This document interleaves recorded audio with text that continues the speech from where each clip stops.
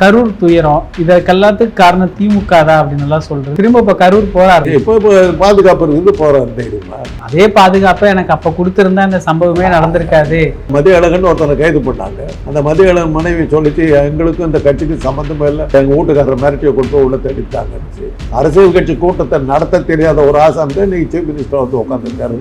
கரூர் சம்பவம் ஒரு ஆதாரம். கரூர் சம்பவத்துல தான் பார்த்தோம் எவ்வளவு ஃபாஸ்டா மெட்ராஸ் போய் சேரலான்னு காட்டினாரு. ஆதவர்ஜனா ஒரு பொய்யா பேசுறாரு, சவால் விடுறது, இந்த கரூர் எல்லாத்துக்கு காரணம் திமுக தான் அப்படின்னு எல்லாம் சொல்றது. இதெல்லாம் எப்படி புரிஞ்சுக்கிறீங்க? புரிஞ்சுக்கிறது என்ன இருக்குது? அவர் திமுக இருந்திருந்தாக்க இதுக்கெல்லாம் காரணம் தாவேக்கான்னு சொல்லியிருப்பாரு. இன்னைக்கு கட்சி மாதிரி அங்க போயிட்டாரு, அதனால திமுகன்றாரு. போற கட்சிக்கு லாயலா விசுவாசமா இருக்காரு. அவர் விஜய் அரசுடைய ஆட்டமே போக போக ரொம்ப அதிகமாயிட்டே போய்கிட்டு இருக்குது. கைது தொடர்ந்து ரொம்ப போவாது. ஸ்டாலின் வந்து 6 மாதத்துல ஆட்சி கவலுன்னு சொல்றத பார்க்கும் போது ஏதோ ஒண்ணு நடந்துகிட்டு இருக்குதுங்கிறது தெரியுது. 3 தடவை டெல்லிக்கு போனார். 3 தடவை மோடியை சந்திச்சவருக்கு அமித்ஷாவை சந்திக்க முடியல. ஒரு பெரிய வாஷிங் மிஷின் வச்சிருக்காருங்க sir Vijay. Modi Amit Shah washing machine கம்பெனியில் இப்போ விஜய் ஒரு புது வாஷிங் மிஷின் தான் சேர்த்தார். மன்னராட்சின்னு பேசுவாங்க. விஜய் ஒரு மன்னராகவே மாறிட்டாரு, மன்னர் போல நடந்துகிட்டு இருக்கிறாரு அப்படின்னு ஒரு விமர்சனம் இருக்கு. ஒரு கோமாளித்தனமான ஆட்சியைத்தான் நான் இப்போ பார்க்கிறேன். எப்படி போகும் சார் இது தமிழ்நாட்டு அரசியல் களம்?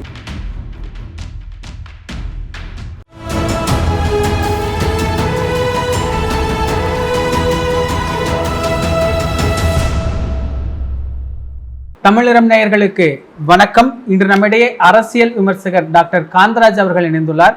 சார் வணக்கம் சார். இந்த கரூர் துயரம் இதற்கெல்லாத்துக்கு காரணம் திமுக தான் அப்படின்னு எல்லாம் சொல்றது. திரும்ப இப்ப கரூர் இப்போ பாதுகாப்பு இருந்து போறாரு தெரியுமா? அதே பாதுகாப்பை எனக்கு அப்ப கொடுத்திருந்தா இந்த சம்பவமே நடந்திருக்காது. நீ உன் கட்சிக்காரன் என்ன பண்ண? அந்த மதிய அழகன் ஒருத்தனை கைது பண்ணாங்க. அந்த மதிய அழகன் மனைவி சொல்லிச்சு, எங்களுக்கும் இந்த கட்சிக்கு சம்மந்தமே இல்லை, எங்கள் வீட்டுக்காரர் மிரட்டியை கொண்டு போய் உள்ள தேடிட்டாங்கன்னு. ஆக ஒரு அரசியல் கட்சி கூட்டத்தை நடத்த தெரியாத ஒரு ஆசான் தான் இன்னைக்கு சீஃப் மினிஸ்டர் வந்து உட்காந்துருக்காரு. கரூர் சம்பவம் ஒரு ஆதாரம். கரூர் சம்பவத்தில் தான் பார்த்தோமே எவ்வளோ ஃபாஸ்ட்டாக மெட்ராஸ் போய் சேரலான்னு காட்டினாருங்க. இதுல ஆதவர்ஜனா ஒரு பொய்யா பேசுறாரு, இந்த சவால் விடுறது, இந்த கரூர் எல்லாத்துக்கு காரணம் திமுக தான் அப்படின்னு எல்லாம் சொல்றது. இதெல்லாம் எப்படி புரிஞ்சுக்கிறீங்க? அது இதுல என்ன புரிஞ்சுக்கிறது என்ன இருக்குது? இப்போ அவர் திமுக இருந்திருந்தாக்க இதுக்கெல்லாம் காரணம் தாவேக்கான்னு சொல்லியிருப்பாரு. இன்னைக்கு கட்சி மாதிரி அங்க போயிட்டாரு, அதனால திமுகன்றாரு. போற கட்சிக்கு லாயலா விசுவாசமா இருக்காரு. அவ்வளவுதான். இப்போ இந்த விஜய் மோகம் இதுதான் இன்னைக்கு அரசியல். எல்லாருமே கட்சிகளாகட்டும் மக்களாக இருக்கட்டும், நீ எதிர்காலம் என்னதான் ஆகும்? இப்போ விஜய் மோகம் இல்லைங்க, ஈடி மோகம் தான், ஈடி பயம்தான். விஜய் கிட்ட போனாக்க நம்ம தப்பிச்சுக்கோங்கிறதுக்காக விஜய் கிட்ட போறாங்க. இப்போ விஜய் விட இன்னொரு ஒருத்தர் வந்து அமித்ஷா கிட்ட இன்னும் க்ளோஸாக வந்தாக்க இவரை விட்டுருவாங்க. நான் தான் சொல்கிறேன். இங்கே 10 ரூபா வாங்கிட்டு இருந்தாங்க, 15 ரூபா கிடைக்குன்னு போயிட்டாங்க. அங்கே போனதுக்கப்புறம் 20 ரூபா ஒரு இடத்துல கிடைக்குதுன்னா அதை விட்டு போயிடுவாங்க. அவ்வளோதான். ரொம்ப சிம்பிள். பழனிசாமி தன்னை காப்பாற்றுறதுக்கு இவங்கெல்லாம் இருந்தாங்க. பழனிசாமியோட விஜய் சேஃப்னு தெரிஞ்சப்புறம் எல்லாம் அங்கே போயிட்டாங்க. விஜய் விட இன்னொருத்தர் சேஃபாக வந்தாங்கன்னா முடிஞ்சு போயிட்டு எல்லாம் அங்கே போயிடுவாங்க. அவ்வளோ. இப்போ இந்த விஜய் அரசுடைய ஆட்டமே போக போக ரொம்ப அதிகமாயிட்டே போய்கிட்டு இருக்குது. கைது தொடர்ந்து ரொம்ப போவாது. ஸ்டாலின் வந்து 6 மாதத்துல ஆட்சி கவலுன்னு சொல்றத பார்க்கும்போது ஏதோ ஒன்று நடந்துகிட்டு இருக்குதுங்கிறது தெரியுது. எது சார் இந்த குதிரை? ஏன்னா 3 தடவை டெல்லிக்கு போனார். 3 தடவை மோடியை சந்திச்சவருக்கு அமித்ஷாவை சந்திக்க முடியல. அப்படின்னா என்ன அர்த்தம்? எங்கேயோ ஒரு சிக்கல் இருக்கு. ஒரு பெரிய வாஷிங் மிஷின் வச்சிருக்கிறாருங்க சார் விஜய். வாஷிங் மிஷின்லாம் அவங்க அப்போவே ராகுல் காந்தி சொன்னது. எப்போ ஏற்பட்ட ஊழல்வாதியாக இருந்தாலும் மோடி கிட்ட சேர்ந்தாக்கா மோடி ஒரு வாஷிங் மிஷின் வச்சுருக்க சுத்தப்படுத்திடுவாருன்னு. அதைத்தான் இப்போ இவர் மேலே சொல்லிட்டு இருக்காரு. அந்த எல்லாம் ஒரே வாஷிங் மிஷின் கம்பெனி தானே. மோடி அமித்ஷா வாஷிங் மிஷின் கம்பெனியில் இப்போ விஜய் ஒரு புது வாஷிங் மிஷின் தான் சேர்ந்தார். கரூர் விஜயபாஸ்கர், இங்கே விராலிமலை விஜயபாஸ்கர், இவங்கெல்லாம் இணைகிறாங்க. இன்னும் நிறைய பேர் லைன்ல அதுதாங்க முதல்ல அதாங்க சொல்றேன். எல்லாத்துக்கும் அந்த இடி உங்ககிட்ட இருக்கிறத விட பழனிசாமி கிட்ட இருக்கிறத விட விஜய் கிட்ட போனால் இன்னும் சேஃப்னு தெரிஞ்சதுன்னா எல்லாரும் அங்கே போறாங்க. என்ன காப்பாற்றிக்கிறதுக்கு தான் போறேன், அவ்வளோதான். விஜயபாஸ்கருக்குள்ள என்ன கொள்கை இருந்தது? ஜெயலலிதா உயிருக்கு போராட்டிக்கிட்டு ஜெயிலில் இருந்த மருத்துவமனையில் இருந்தபோது இடைத்தேர்தலுக்கு போயிட்டாரு. அன்னைக்கு அவர் வந்து நலத்துறை அமைச்சர். அவர் தான் அந்த அவங்களுடைய உடம்பை பற்றி தினசரி அறிக்கை கொடுத்துருக்க வேண்டிய ஆளுங்க அந்த பக்கமே வரலையே. அப்படிப்பட்ட ஆள் வந்து எந்த லட்சியத்தில் இந்த கட்சியில் இருந்தார்னு உங்களுக்கு புரியலையா? இதுக்கெல்லாம் விளக்கம் வேற தேவையா? சம்பாரிச்சிருக்கோம் தப்பிக்கிறதுக்கு இங்கே இருந்தால் தப்பிச்சுக்கலான்னு இருந்தார். அதை விட சேஃப் இந்த இடம் தெரிஞ்சால் அங்கே போகிறார், அவ்வளோதான். ஓ, விஜயபாஸ்கர் இவங்கெல்லாம் வர்றது சரி. விஜய் கிட்ட இருந்து நான் கேட்குறேன். விஜய் வந்து சொன்னார் அதிமுக ஊழல் கட்சி அப்படின்னு எல்லாம் சொல்லிக்கிட்டு இருந்தாரு. இப்போ அந்த கட்சியில இருந்து வரவங்க இவங்க எப்படி அவரு வாஷிங் மிஷின் வச்சிருக்காரு, இவர்கிட்ட வந்தால் சுத்தாயிடுவாங்கல்ல. அதை தான் நான் முதலே சொன்னேன். மோடி அமித்ஷா 2 வாஷிங் மிஷின் கம்பெனியோட விஜய்ங்கிற ஒரு வாஷிங் கம்பெனி புதுசாக சேர்ந்துருக்கு. அவ்வளோ. இதுல எப்படி சார் அதிமுக எதிர்காலம் என்னதான் ஆகும்? இத்தனை பேர் வெளியே வராங்களே, அதிமுகன்னு ஒரு கட்சி அதிமுகவில் வந்து கட்சி வரவிடாம அமித்ஷா தடுத்துக்கிட்டே இருக்கார். அமித்ஷா பொறுத்தவரை அவருக்கு 3 பேர் பயங்கர விரோதிகள். அகில இந்திய அளவில் கெஜ்ரிவால்னு சொன்னாவே அமித்ஷாவுக்கு தூக்கம் வராது, பயந்து நடுங்குவார். அடுத்தது செந்தில் பாலாஜி, அதுக்கு அடுத்தது சசிகலா. இந்த 3 பேர்த்து பேரையும் சொன்னாக்கா அமித்ஷாவுக்கு விடிய பேணத்த ஆரம்பிச்சுக்குவார். அவங்க அரசியலுக்கு வர்றாங்கன்னு தெரிஞ்சால் உடனே ஏதோ ஒரு கேஸ் போட்டு கொடுத்துட்றாருங்க. சசிகலா கட்சி இது ரிவைவ் பண்ணி 2 வேட்பாளர்களை சொன்னாங்க, உடனே ரெய்டுன்னாருங்க. அந்த அளவுக்கு சசிகலா அரசியலுக்கு வந்தால் தன்னை காலி பண்ணிவிடுவாங்கங்கிற பயம் இருக்குது இல்லை. அதனால தான் இன்றைக்கி நான் சில பேரெல்லாம் சொல்லியிருந்தேன். KN நேரு, ஏவா வேலு, சேகர் பாபு, ஈரோடு முத்துசாமி, பொன்முடி, இந்த மாதிரி ஆட்கள் எல்லாம் வந்து ஆபத்தான ஆட்கள் அவங்க பாஜகவுக்கு. ஏன்னா எலெக்ஷன் அவங்கக்கிட்ட பொறுப்பை கொடுத்தாக்க சொல்லி ஜெயிப்பாங்க. அதனால தான் அவங்களெல்லாம் பிடிப்பாங்கன்னு சொன்னேன். இப்போ ஏவா வேலை பிடிச்சிருக்காங்க. ஏவா வேலை சிங்கப்பூர் போயிட்டாரு சார். அது ஆமாம், எல்லாரும் இப்போ பழனிசாமி எங்கே போனார்? பழனிசாமி மீட்டிங் நடத்திட்டு இருக்கிறாரு ராயப்பேட்டை. சசிகலாவை பிடிச்ச போது படுத்துக்கிறது அங்கே தெரியுமில்ல, உயிருக்கு ஆபத்தான நிலையில் படுத்துருக்கிறது தான் அன்றைக்கு போட்டுக்கீங்க. இதெல்லாம் வழக்கமாக நடக்கிறது தானே. விஜய் மல்லையா எங்கே இருக்காரு? நீரவ் மோடி எங்கே இருக்காரு? லண்டன்ல. அப்புறம் ஆதவர்ஜன் அப்படியே பயங்கரமாக துள்ளுறாரு, சவாலெல்லாம் விடுறாரு. எல்லா கட்சியிலும் இருந்தவருங்க. அவர் துள்ளாமல் என்ன பண்ணுவார்? ஏன்னா அவர் மேலே விஜய்க்கு நம்பிக்கை இன்னும் வரலன்னு அர்த்தம். அதனால தான் தன்னை நிரூபிக்கிறதுக்காக ஒவ்வொரு கட்சியும் பட்டு தாக்கி பாருங்க நான் அவங்களுக்கு விசுவாசமாக இருக்குன்னு காட்டிட்டு இருக்காரு. அவ்வளோதான். யார் விஜய் கிட்ட நிரூபிக்கிறதுக்கு ஆதவர்ஜன்? ஆமாம், விஜய்க்கு இன்னும் அவர் மேலே நம்பிக்கை வரலையே. ஆனால் எல்லாம் என்ன சொல்கிறாங்கன்னா ஆதவர்ஜனா தான் சூப்பர் சிஎம். அது மாதிரி இருக்காரு. சில விஷயங்கள்லாம் அவர்கிட்ட கொடுத்து செய்கிறாரு. யார்கிட்டயோ கொடுத்தா ஆகணும். ஆனால் அதே சமயத்தில் தன்னுடைய பார்வையிலே வச்சுக்கிட்டு இருக்காரு. ஆக அவர் பேசுறது இருந்து என்ன தெரியுதுன்னா இன்னும் விஜய் அவரை வந்து முழுக்க நம்பலன்னு தெரியுது. இப்போ நீங்கள் சொல்கிறத பார்த்தா அந்த குதிரை பேரம் திமுக அரசு பண்ணுச்சு, 35 கோடி எம்எல்ஏக்கு பேரம் பேசினாங்க, அதை வச்சு தான் ஸ்டாலின் சொன்னாருன்னு ஒன்று கிளப்புறாங்களா? அது உண்மைதானா? குதிரை பேரம் நடக்கிறதுனால இத்தனை பேர் விஜய்கிட்ட போயிருக்காங்க. அதே ஸ்டாலின் நான் உனக்கு அதிகமாக கொடுக்குறேன்னு சொன்னால் இந்த பக்கம் வரமாட்டாங்கன்னு என்ன இருக்குது? எப்போவுமே ஆட்சியில் இருக்கவங்க பக்கமாக தான் எல்லோரும் போவாங்க. என்கிட்ட ஆட்சி இருக்குதுன்னு நான் வந்து வாடானாக்கா மக்கள் நல்ல கூட்டணிக்கு அத்தனை பேர் போய் சேர்ந்தாங்களே, ஞாபகம் இருக்குல்ல? திமுக அதிமுக தவிர தமிழ்நாட்டில் இருக்கிற அத்தனை கட்சியும் போய் மக்கள் நல்ல கூட்டணி சேர்ந்தது. ஒரு சீட்டு ஜெயிக்கல. ஏன்னா தேர்தல் நேர்மையாக நடந்தது. இப்போ விஜய் யாரை கை காட்டுறாங்களோ அவங்க மிகப்பெரிய பதவியில் இருக்கிறாங்க. வீட்டில் வேலை செய்கிறவங்களுக்கெல்லாம் ஒரு பதவி கொடுக்குறாரு. இந்த அளவுக்கு ஒரு பெரிய செல்வாக்கு மிக்க ஒரு நபராக மாறிட்டாரா விஜய்? செல்வாக்கு மிக்க நபர்னு இதுக்கு விளக்கம் கொடுக்குறீங்க. இதை ஒருவேளை ஸ்டாலின் செஞ்சுருந்தாக்க இவ்வளோ பெரிய ஊழல் செஞ்சுருக்காரு அப்படின்னு பேசுவீங்க. உங்கள் மனப்பான்மை அது காட்டுது. தனக்கு வேண்டப்பட்டவங்களுக்கெல்லாம் பதவி கொடுக்குறது தப்பு இல்லையான்னு வரலையே. செல்வாக்கு மிக்க ஆள் எப்படி நல்லா இருக்க, பிரமாதமாக இருக்கு.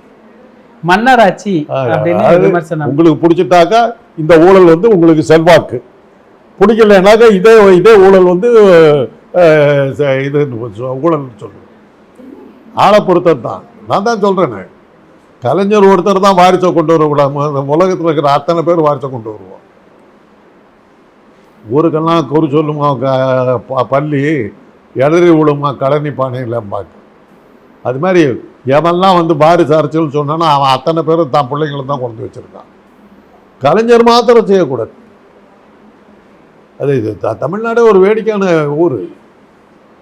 எந்த ஊர்லையும் எந்த மாநிலத்திலையும் வந்து மது விலக்கை கொண்டு வந்து கேட்கல. மதுக்கடைகளை மூடுறான்னு எந்த ஊர்லேயுமே போராட்டம் நடக்கல. பாண்டிச்சேரியில் குடிச்சுட்டு வந்து விழுப்புரத்தில் மதுக்கடைகளை மூடுங்கிறான். திருத்தணியில் திருப்பதியில் குடிச்சுட்டு வந்து திருத்தணியில் வந்து கதை மூடுங்கிறான். இந்த மாதிரியான விவகாரம்லாம் இந்த தமிழ்நாட்டில் தான் நடக்கும். சொல்லுங்க பார்க்கலாம். அதனால் இதுக்கெல்லாம் வந்து காரணங்கள் கேட்டுக்கிற மாதிரி சொல்கிறீங்க. விஜய் அவ்வளோ செல்வாக்கு மிக்க மனிதனான அது ஒரு ஊழலாகவே உங்கள் கண்ணுக்கு தெரியல. இப்படி நீங்கள் இருக்கும்போது அப்புறம் அவருக்கு தொடர்ந்து செஞ்சுக்கிட்டு தான் போவார். இதில் அமைச்சரவை கூட்டத்தில் கூட நண்பர்கள் எல்லாம் அழைச்சிட்டு வந்து உட்கார வைக்கிறாரு. ஏன்னா அது ஜெயலலிதா இது பண்ணாங்களே. சசிகலா அசம்பிளியில் வந்து ஸ்பீக்கர் சீட்டில் உட்கார வச்சாங்கல்ல. அப்புறம் தான் பெரிய ரகலான பிறந்தா நான் பயந்துக்கு சேர்ந்தோம்மா. இது எல்லாரும் விஷயம் தெரியாது. சினிமாவில் வந்து வர்ற ஒரு கூட்டத்துக்கு விஷயம் தெரியாமல் நடக்கிறது. யாரை வேணால் உள்ளே கூட்டு போயிடலான்னு சினிமாவுக்கு பாஸ் கொடுக்குற மாதிரி நினச்சிக்கிட்டு இன்னும் ஒரு சினிமா விட்டு வரல. அதெல்லாம் வந்து கூட்டுத்தாங்க. இதில் மன்னர் ஆட்சின்னு பேசுவாங்க. விஜய் ஒரு மன்னராகவே மாறிட்டாரு, மன்னர் போல நடந்துகிட்டு இருக்கிறாரு அப்படின்னால ஒரு விமர்சனம் இருக்கு. நீங்கள் அப்படி பார்க்குறீங்களா? அவருக்கு ஆட்சி அவர் நடத்துகிறாரா? அவருக்கு என்ன நடக்குதுன்னு அவரை சுற்றி என்ன நடக்குதுன்னு அவருக்கு தெரியுமாங்கிறது தான் கேள்வி. மன்னர் ஆட்சியா மக்களாட்சியாலாம் அதெல்லாம் அவருக்கு தெரியாது. எப்படி போகுது சார் இது தமிழ்நாட்டு அரசியல் களம்? ஏதோ ஒரு மாற்றம் ஒன்று வந்துக்கிட்டு இருக்குதுங்க. அரசியல் மாற்றம் உலகம் முழுவதும் வந்துக்கிட்டு இருக்குது. அந்த முன்னாடி இருந்த மாற்ற ஒரு அரசியலுக்கும் இனிமேல் வரப்போகிற ஒரு அரசியலுக்கு மத்தியில் நடக்கிற ஒரு கோமாளித்தனமான ஆட்சியைத்தான் நான் இப்போ பார்க்குறேன். உலகம் முழுவதில் இப்போ ட்ரம்ப் என்ன பண்ணுவார் ஏது பண்ணுவார்னு ஒன்றுமே புரியலையே நமக்கு. இஸ்ரேல் மேலே குண்டு விழுந்ததா வரலாறே கிடையாது. ஈரான் போட்டு நொறுக்கி தள்ளிவிட்டான். முதல் முறையாக அவனுக்கு அடி வாங்குறானுங்க. இவனுக்கு தான் போய் ஒரு ஊராக அடிப்பானுங்க. அது காரணம் ட்ரம்ப்புக்கு அவருடைய இது இராணுவ இதெல்லாம் பீடத்தையெல்லாம் அடித்து ஒழிச்சு கட்டிவிட்டாங்க. ஒரு அமெரிக்கா அந்த மாதிரி இறங்கி வர்ற நாடா. ரெண்டாவது முறை வியட்நாமுக்கிட்ட உத வாங்கினானுங்க. அப்புறம் வந்து கியூபா கிட்ட உத வாங்கினானுங்க. மூணாவதாக இப்போ ஈரான்கிட்ட உத வாங்கியிருக்கானுங்க. ஆக America is not a force. அது மாதிரி கூடி சீக்கிரம் இவரை பற்றி வந்துடும். இவர் ஒன்றுமே இல்லைங்கிறது வந்துடும். துல்லியமாக தெரியுது. தேர்தல் ஆணையம் நேர்மையாக நடக்கலைன்னு ராகுல் காந்தி கிராஃபெல்லாம் போட்டு காட்டினார். அமித்ஷா வந்து தமிழ்நாட்டில் திராவிட இயக்கங்கள் இருக்கக்கூடாதுன்னு முடிவெடுத்தார். விஜயகாந்தை பிடிச்சி பார்த்தாரு, ரஜினிகாந்தை பிடிச்சி பார்த்தாரு. யாரும் சரியாக வரல. இந்த பையன் மாட்டினார், 150 கோடி வாங்கினார். என்னப்பா அப்படின்னாரு. ஜெயலலிதா மிரட்டுக்கு பயந்து கட்சியை கலைச்சிட்டு ஓடின ஒரு ஆள் அடுத்த மிரட்டில் அமித்ஷா கிட்ட இருந்து கட்சி ஆரம்பிச்சு உள்ளே வந்துட்டார். உள்ளே வந்தவுடனே அவருக்கே தெரியாது தான் சீஃப் மினிஸ்டர் ஆகும்னு. அவருக்கே இந்த நிமிஷம் அவருக்கு தெரியாது. திமுக கூட்டணியில் கொள்கையால் இணைந்த கூட்டணி அப்படி சொல்லிட்டு இருந்த இன்னைக்கு எல்லாருமே விஜய் கிட்ட ஓடிட்டாங்களே. ஓடினவன் பூரா கொள்கையாக இருந்தவனாவன் 10 ரூபா இங்கே 10 ரூபா கொடுத்துக்கிட்டு இருந்த இடத்துல உக்காந்துருந்தான். 15 ரூபா கொடுக்குற இடத்துக்கு போயிட்டான். 20 ரூபா கொடுத்தா அங்கே போயிடுவாங்க. இப்போ பழனிசாமி கிட்ட இருந்தவங்கலாம் கொள்கை பிடிப்பிலையாக வந்தாங்க. அவங்களுக்கு எம்ஜிஆர் தெரியுமா, ஜெயலலிதா தெரியுமா? எதுக்காக இருந்தாங்க? பழனிசாமி அமித்ஷா கிட்ட க்ளோஸாக இருக்கார். அதனால் அமித்ஷா மூலமாக நமக்கு எந்த ஆபத்தும் வரக்கூடாதுன்னாக்கா பழனிசாமி பின்னாடி இருக்கிறது தான் அத்தனை பேர் கூட இருந்தாங்க. அதை விட விஜய் வந்து அமித்ஷா கிட்ட இன்னும் நெருக்கமாக இருக்காருங்கிறது இப்போ தெரிஞ்சு போச்சு. ஏன்னா இதை விட பெரிய ஆளாக போயிட்டோம், நம்ம அங்கே போயிட்டோம்னா இன்னும் சேஃப்னு போகிறாங்க. இன்றைக்கி அவன் விஜய் பின்னாடி போகிறதுக்கு காரணம் இதுதானே. அமித்ஷாவுடைய செல்ல குழந்தை, அமித்ஷாவுடைய கடைக்கண் பார்வை இருக்குது. எந்த ஆபத்தும் நமக்கு வரக்கூடாது அப்படின்னாக்கா விஜய்கிட்ட போகிறது தான் நல்லதுங்கிறதா தான் இவ்வளோ பேர் போகிறாங்க. வேறு ஒன்றும் இல்லை. இப்போ எவ்வளவு பிரச்சனைகள் இந்த ஆட்சியில் நம்ம பார்க்குறோம், நிறைய நிலைப்பாடுகளை பார்க்குறோம். இது எதுக்குமே விஜய் பதில் சொல்லலை. ஆனால் விஜய்க்கு ஆதரவு தெரிவிக்கிறோம், வெளியிருந்து ஆதரவு தெரிவிக்கிறோம், கூட்டணியில் இடம்பெறல, அப்படியே மெல்ல மெல்லமாக நகர்ந்து இன்னைக்கு மந்திரி சபை வரைக்கும் இடம்பெற்றுட்டு விஜய்க்கு பதிலாக இந்த கூட்டணி கட்சிகள் பதில் சொல்கிறத எப்படி புரிஞ்சுக்கலாம்? அது விசுவாசத்தை எப்படி காட்ட சொல்கிறீங்க?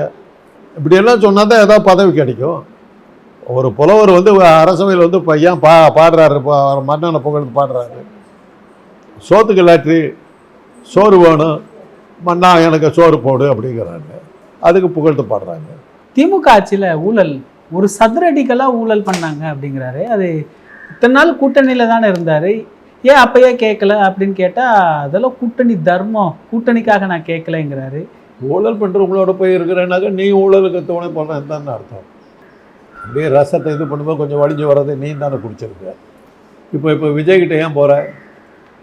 விஜய் இன்னும் ஒத்தமாக இருக்காரா? அவரை வச்சு படம் எடுத்தவருக்கு பதவி கொடுத்துருக்காரு. கூட வேலை பார்த்தவங்களுக்கு எல்லாத்துக்கும் அரசாங்க பணம் வரி பணத்தில் சம்பளம் போட்டு 4 பேர்த்துக்கு 5 பேர்த்துக்கு கொடுத்துருக்காரு. அதெல்லாம் ஊழல் இல்லையா? 38 நாளில் பகிரங்கமான ஊழலுக்கு போயிருக்குது ஒரு கட்சி. அந்த கட்சியில் போய் சரி இப்போ விஜய்கிட்ட போயிருக்காங்க. விஜய் வந்து ஊழல் செய்ய விடாமல் தடுத்துருவார். ஊழல் இல்லைங்கிறாங்கல்ல சார். இப்போ ஆட்சியில் எங்கேயுமே ஊழல் கிடையாது, எல்லா டெண்டரையும் முறைப்படுத்திட்டாங்க. எந்த ஆட்சி வந்து நான் என் ஆட்சியில் ஊழல் இருக்குதுன்னு சொன்னாங்க? ஊழல் செய்யாத ஒரு அரசியல்வாதியை காட்டுங்க பார்க்கலாம்.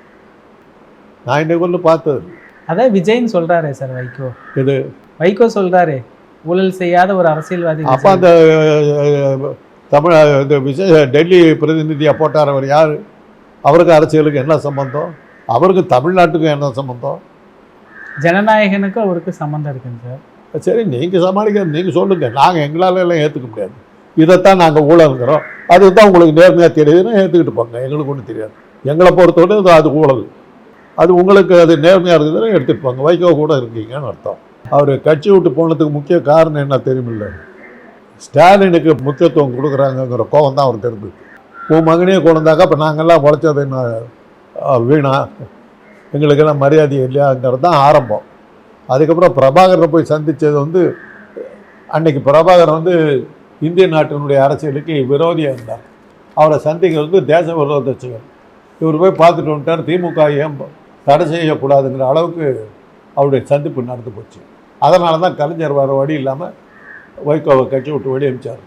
இன்னும் சொல்லப்போனால் கலைஞர் ஆட்சி காலத்தில் கலைஞருக்கு ஈக்குவலாக போஸ்டரில் வந்து போய் இடம் பெற்றவர் வந்து அவர் கலைஞர் என்ன சைஸில் அவர் படத்தை போடுவாங்களோ அதே சைஸுக்கு வைகோ படத்தை போட்டாங்க. அப்படியெல்லாம் இருந்தவர். கடைசியில் இவர் கட்சி ஆரம்பித்தோடனே யார் தலைவருக்கு பார்த்தாங்க இவருடைய மகன் விஜயகாந்த்லேருந்து. அப்படித்தாங்க வாடிச அரசியல்பானுங்க. அன்புமணிக்கு மந்திரி பதவி கொடுத்துட்டாங்க, எலெக்ஷனில் நிற்காமல் கொடுத்துட்டாங்கிற கோபத்தில் தானே கட்சியை ஆரம்பித்தார். தேமுதிகவே ஆரம்பித்தார். யாரடா வந்து கட்சியில் யார் இருக்காருன்னு பார்த்தாக்க துணைத் தலைவர் அவர் பொண்டாட்டி, செயலாளர் அவருடைய மச்சான். அப்புறம் என்ன நீ நடத்துனது என்ன அரசியல்? இந்தியா முழுக்க அரசியல்வாதிகள் பூராவே தன்னுடைய வாரிசு தன்னுடைய பசங்களை தான் அங்கே வச்சுருக்காங்க. யாருக்கிட்ட அகிலேஷ் யாதவ் யார்? லல்லு பிரசாத்துக்கு வந்து பதவி போகும்போது தன்னுடைய மனைவியை கொண்டு உட்கார வச்சார். திமுக மாத்திரம் பண்ணக்கூடாதுன்னு சொல்கிறதுனுடைய நியாயம் தான் எனக்கு புரிய மாட்டேங்குது. நிகழ்கால அரசியல் குறித்து பல தகவல்களை பகிர்ந்து கொண்டதுக்கு நன்றிங்க சார். இதே போன்று நிகழ்கால அரசியலின் சாரம்சங்களை அரசியல் ஆளுமைகளின் நேர்காணல் வழியே தொடர்ந்து காண தமிழ் நிறம் வலையொலியை சப்ஸ்கிரைப் செய்யுங்கள். தங்களின் மேலான கருத்துக்களை கருத்துளை பெட்டியில் பதிவிடுங்கள். நன்றி, வணக்கம்.